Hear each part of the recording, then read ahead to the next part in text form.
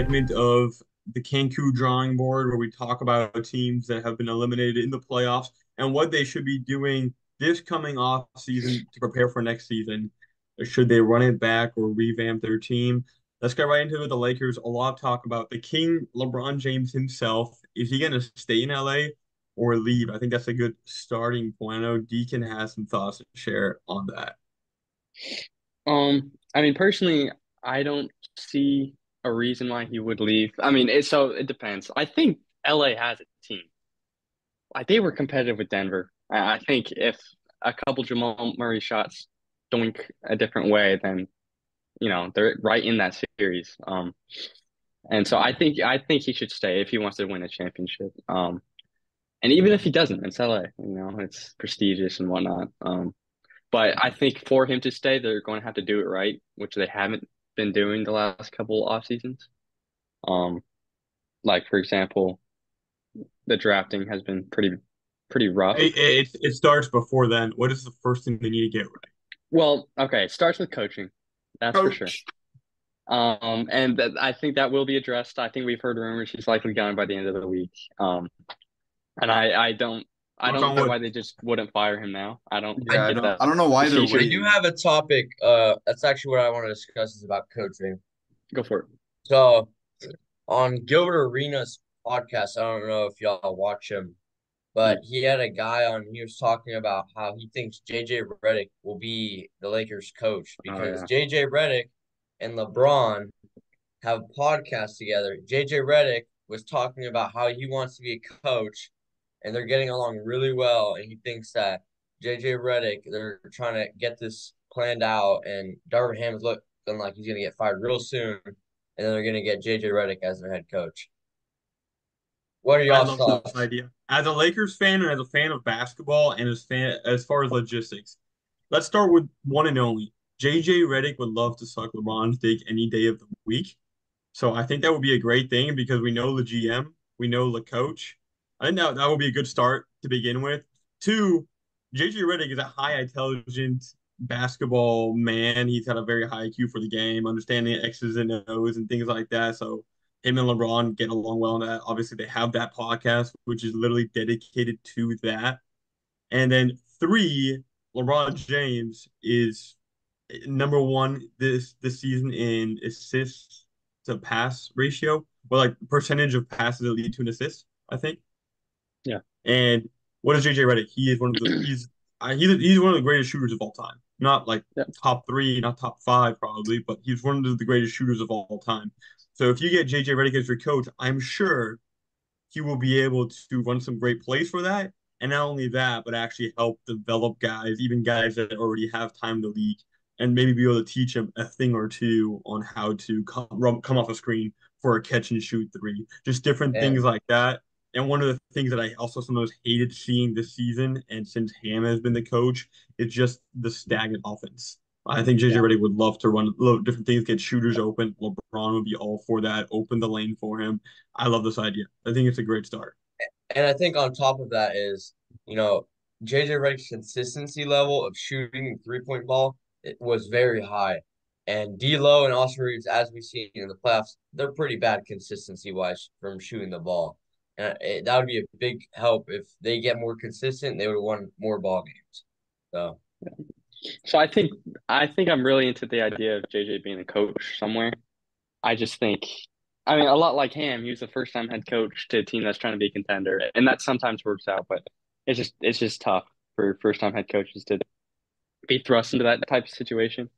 Um, so my thoughts on signing a head coach, I would just go for someone with a lot of experience, but that's had success. I mean, it's kind of a weird hire, but Kenny Atkinson, the former Nets coach, is my favorite hire. He coached D'Lo. He was an all-star. And he coached that team. They heavily overperformed, and he got the best out of everyone. The defense was great with, spotty defensive personnel at times. And I'm sure he could get the offense going. And that's my favorite hire. And he spent some years now in the Warriors system. He was hired as Charlotte's head coach, and then he declined and went back with the Warriors. I think he's ready for a job, and that would be my pick for a Lakers coach. Lauren, I'm just curious since you were saying that you seem pretty high on just the fact, and I guess Valentine too, that if they hire Reddick, that he can help out Reeves and D'Lo. So do you guys think that itself is a lot of what they need to do, or do you think they need to make a lot of player changes slash trades and stuff like that? I I I think have go ahead. okay. I think consistency or when D'Lo and Austin Reeves, as we've seen, when they play their game of basketball, they're a very dominant team. They beat the Nuggets when D'Lo was hitting shots and Austin Reeves was hitting shots. It's just I don't know if there's like chemistry wrong when they're both on the court at the same time, but one either is going off and the other is just absolutely trash. Like as we saw the game, D'Lo went 0 for 7 field goals. Austin Reeves had like 24 points. He had a really good night. And then I think it was game two or game one. D'Lo had a great night, and people thought he was gonna have a good playoff run. And then Austin Reeves was terrible that game, which is not helping. So I don't know if there's chemistry wrong, but we've seen them be an amazing team when they're both playing their type of ball game. Yeah. I mean, I'm not even sure. I mean, D'Lo is a free agent. I'm not even sure if he goes back. Um, I guess we'll see. D'Lo has one more year, does he not? He has a player He option. has a player option. Oh, it's a I player think option. I think it was Yeah, yeah, reported you're that right. he's likely to decline.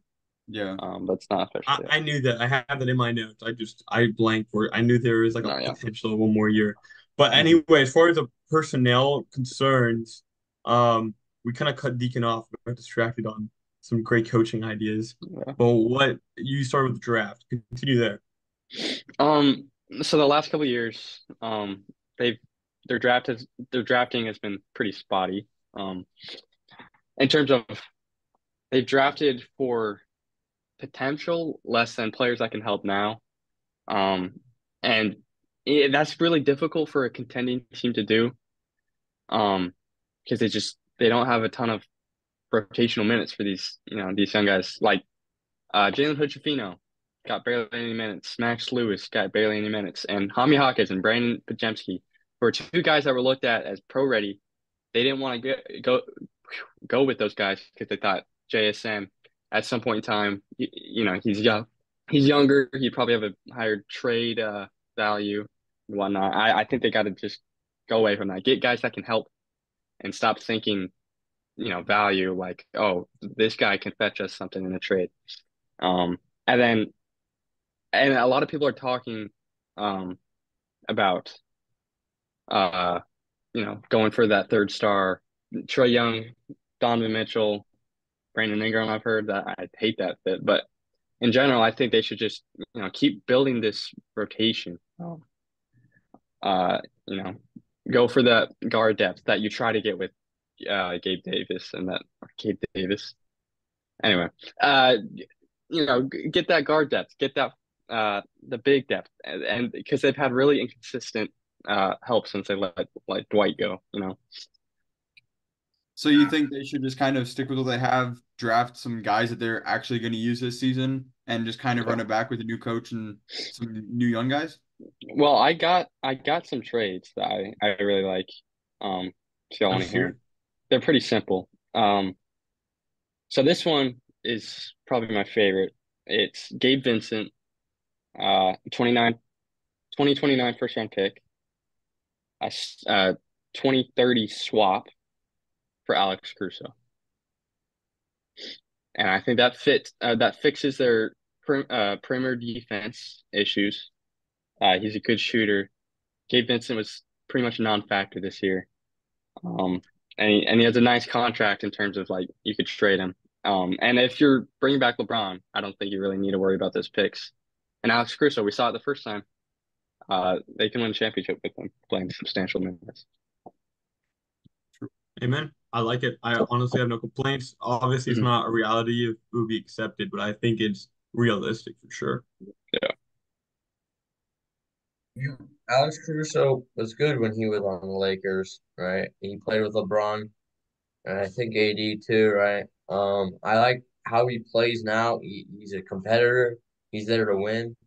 Uh, it's just how do the Bulls also then see the trade and all that? I think the Bulls would take it because they are looking like they also want to rebuild. I like Gotcha. the trade personally. I think it would be good for them because they lack that guard defense, like you said. You know, D'Lo and Ospreys are just not those guys. You know, they're Yeah. offensive guys. Did you have another trade? I got another one. It's a bit more ambitious. It's Cam Johnson. He's pretty much the perfect wing to put next to LeBron, in my opinion. And it's a hefty price for Cam Johnson, but just because I think the Nets have no reason to trade Cam Johnson, so they're going to have to overpay a little. It's going to be Rui Hachimura, Jalen Hood-Schifino, and this year's first round pick. Is that I too think much that's of a an pretty overpay? reasonable deal from all sides. And it might be a little bit overpaid for the Lakers. He's a little bit unproven, but he does have the potential. And I don't think it's unfair to say, if we go back to the 2020 championship Lakers squad, that Cam Johnson might be a reincarnation of Kyle Kuzma. Yeah. True. I So like I think I like that Cam. actually. I mean, it might be a little overpriced, but I mean, Rui wasn't very good. Um, the Lakers might not even make anything good out of that anyways. And then you said who was the other one in that trade again? JSN. Oh, yeah, I don't I mean, yeah, I think that's a pretty good trade. It is a little overpriced, but I think the Lakers need to really like go for what they want to go for, and I think right. that's what they're gonna have to do for that. Yeah, I mean they're win if they're playing with LeBron and AD, they're win now without doubt. And the luxury they have, which we talked about before, they're in LA. Like they can sign free. They're not that hooked up on needing to keep their draft picks. And I'm not saying Right. it's a great idea to just toss them out all the window. But Cam Johnson's still a relatively young player. He's got potential. He's proven he can take on different roles, right? That he's capable of definitely playing that role, which you be there, Lakers behind LeBron and AD, kind of alongside there with AR, I would say. So I think in that case, it would be great to shoot for that for the Lakers to go all in. And Rui, he shit the bed this year. You can send him off. And Brooklyn, they're kind of in a rebuild phase too. Maybe they can make something out of him. He definitely still has potential. So I think that could still be very attractive with the first round pick for sure for the Nets. Hmm. And I think Rui will have a bigger role too with the Nets for sure. And I think he Yeah. needs that bigger role because we saw he did really good in the last playoffs against the Grizzlies. He was really good against them, but this season he didn't get too many like ball touches. You know, he wasn't very useful, I feel like, for the team. I didn't like how he played with the Lakers this season. I think a big part of it also was he was guarding Jokic the whole time, or most of the time, and it just tired him out. Um, Yeah. so To be I fair think to him, improving on that big depth could be huge for them, for those wings specifically.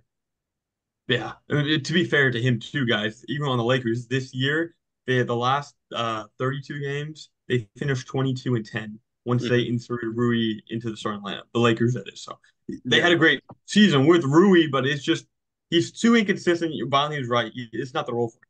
So get him out of Yeah. there. I think that's good. Did you have another trade? Those were the only trades I had, and I think those are the only trades they really need to make. I mean, I think picking up a big in free agency as well. Would that Solid be plan. assuming D'Lo takes the player option or rejects the player option and leaves? Um, I think I think either way, but assuming I think D'Lo will come back, especially if they bring in a new coach, because there were some recent comments made by him. It seemed like they didn't have a great relationship. So I think he comes back. Even if he declines it, I think they could re-sign him. So um yeah, I think this I mean the best case scenario would he would also come back. They would be able to make some of these deals as well. Lauren, you have some too, right? Oh heck yeah! So we're talking about that. That was if LeBron stayed, but we have definitely heard plenty of rumors that LeBron might leave.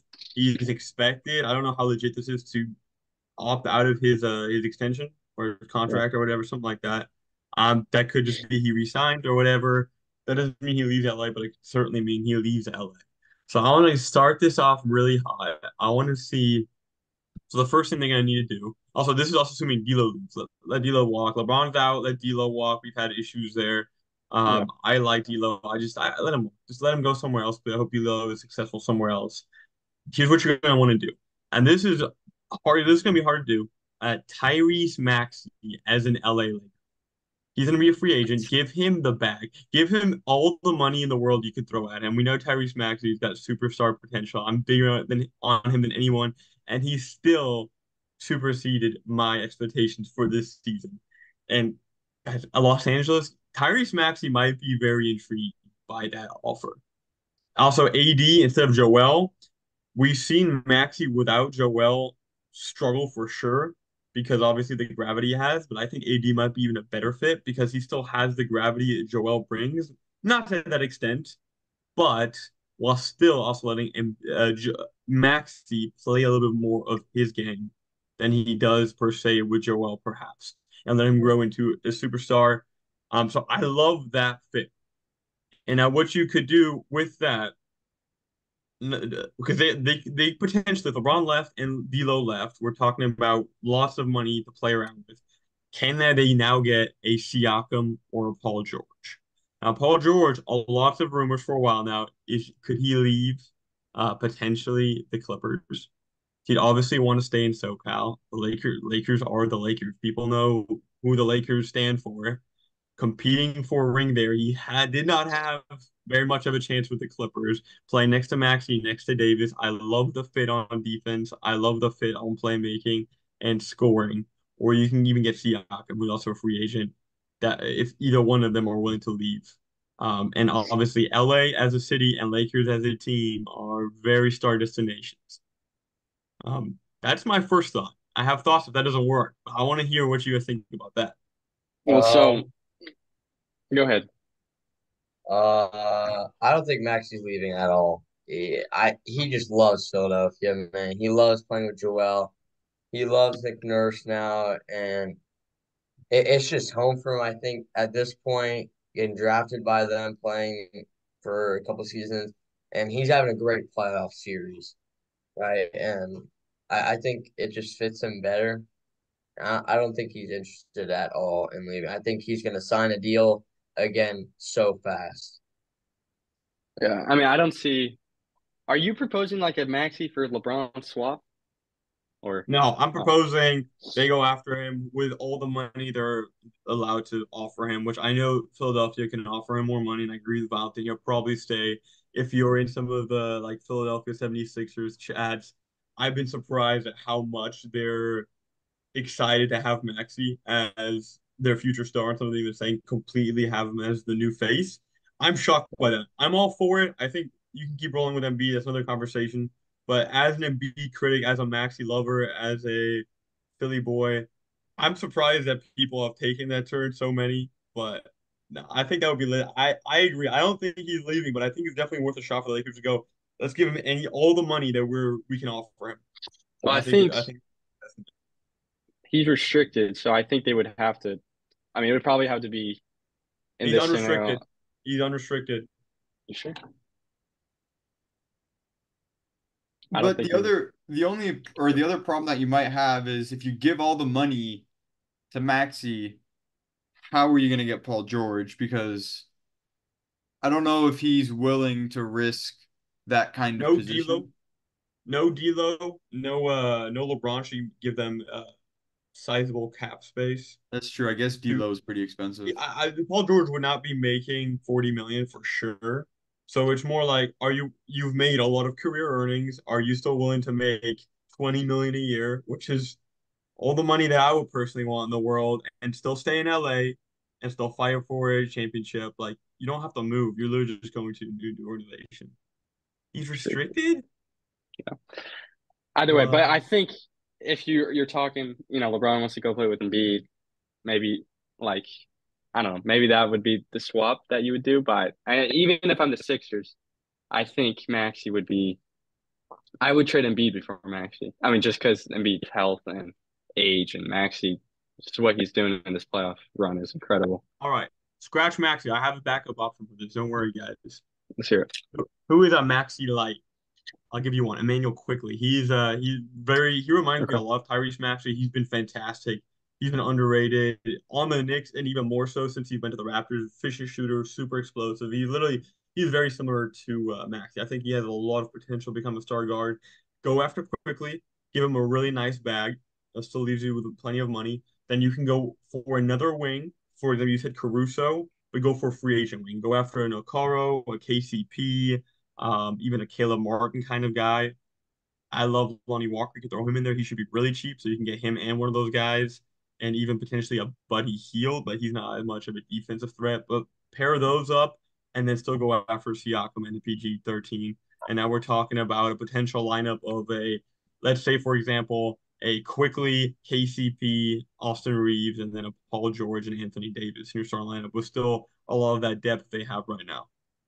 So I I don't think, especially if they're trying to get Paul George and he is warned or told about that, he's been a backup for the Knicks. He didn't really like that position. He's getting a big role right now as a Raptor, and he's doing a great job. He's top tier player right now. And I think he's liking being the top tier player. I don't think he wants to be a backup again. Another thing, this is, I mean, I think the idea of Paul George, uh, as a Laker would be pretty freaking funny. But and I think it is interesting if LeBron leaves. But another thing, just say there's a scenario where none of that happens, or say where LeBron leaves and they can't get Paul George. Is there a scenario where AD is on the market? Where AD's on the market, honestly, maybe, but I just don't really see it happening.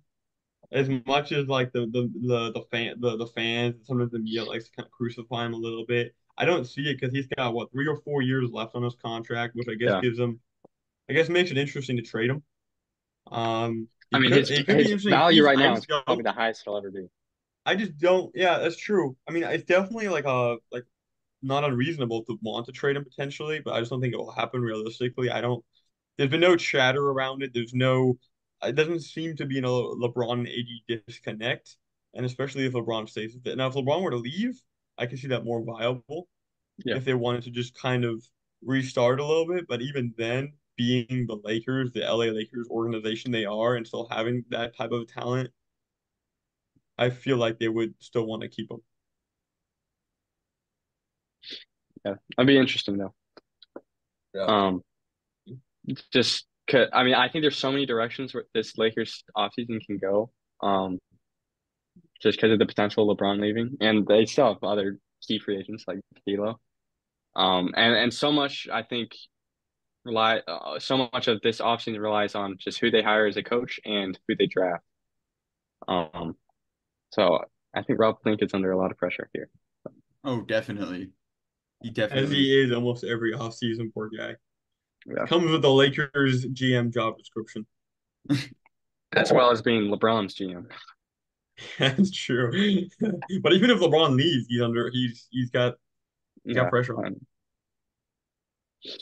That should be fun. But I'm excited. I think we have some interesting ideas. I personally like all of the ideas. I don't know how realistic all of them are, particularly more on my end. But I think even Deacon as a Laker hater did a great job preparing us a future if LeBron stays. So that would be fun. But drop your comments what the Lakers should do, what do you agree with, what you disagree with. Subscribe, like, and follow.